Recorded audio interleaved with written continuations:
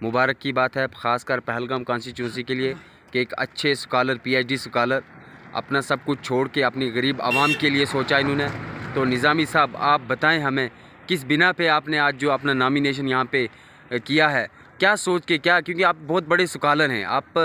कुछ भी कर सकते थे, लेकिन आपने अपनी जनता के लिए, आवाम के लिए सोचा है, किस बिना पे? ज़ाहिर सी बात है, बहुत बहुत शुक्रिया असरार साहब। तो मसला ये है कि यहाँ सिर्फ कैंडिडेट बनने का या उठने का एक मसला नहीं है, ये एक आवाम को किस तरह से रिप्रेजेंट करना है, आवाम की किस तरह से रहनुमाई करनी है, उसमें कायदाना सलाहियत होना ज़रूरी है। क्योंकि आप देखेंगे कोई ना कोई मनसब पर बैठ जाता है, चाहे हम कुछ भी करें, वो लोग बाद में बैठ जाते हैं, फिर अफसोस होता है। और अफसोस दर अफसोस ये होता है कि जब लोग हमारे साथ इस्तेहसाल करते हैं, जब लोग हमें इस्तेमाल करते हैं और हमें एहसास होता है कि काश हमने किसी पढ़े लिखे जानकार अवेयर आदमी को अगर मौका दिया होता तो आज ये सूरत हाल ना होती। तो ज़ाहिर सी बात है कि हम भी इस मैदान में हैं और बड़े जोश व खरोश के साथ और खुरम के साथ इस मैदान में हैं। हमारे लोग बड़े बाशऊर हैं, लोग समझ सकते हैं, आज लोग अपनी मुश्किलात को समझते हैं। मेरे साथ मैं सिर्फ गुजर बरादरी को रिप्रेजेंट नहीं करूँगा, बल्कि बेशक हमारी सीट जो है वो रिज़र्व हुई है पहलगाम के लिए। मेरे साथ कश्मीरी लोगों का समर्थन है, वो लोग बाशऊर हैं, वो लोग समझदार हैं, वो ये चीज़ समझ सकते हैं कि आने वाले मसाइल में, आने वाले कल को हमने पहलगाम को किस तरह से डेवलप करना है, इसके मसाइल क्या है और किन तरजीहात को हम आगे उठाकर इसके जो है देरीना मसाइल जो हैं 70 सालों से पड़े,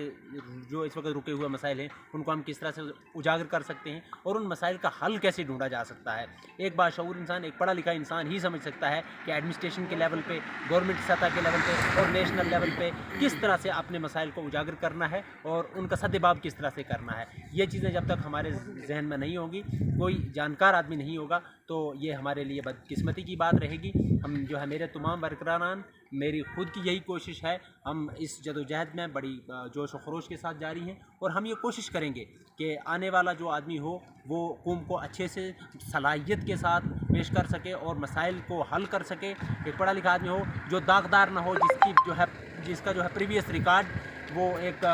जो है बेदाग हो, तो तब जाकर हमारे लोग विश्वास करेंगे। आप लोग हमारे बिकने वाले नहीं हैं, ये नारों पर आने वाले नहीं हैं, ये किसी के झूठे जो है बहकावे में नहीं आने वाले हैं। अगर उस तरह से फिर से वो किसी झूठे बहकावे में आते हैं, लोगों के इस तरह से एक बार फिर इस्तेहसाल का शिकार हो जाते हैं, तो 5 साल तक बग़ैर अफसोस करने के, बग़ैर इस चीज़ के करने के और वो कुछ नहीं कर पाएंगे। तो हमारी कोशिश रहेगी कि हमारे लोग पछतावा ना करें, हमारे लोग अफसोस ना करें, बल्कि आज वक्त पर वो अपना डिसीज़न लें, अपने फेवर में लें, अपनी कौम के फेवर में लें, पहलगाम के हक़ में लें, ताकि हम अच्छे से रहनुमाई कर सकें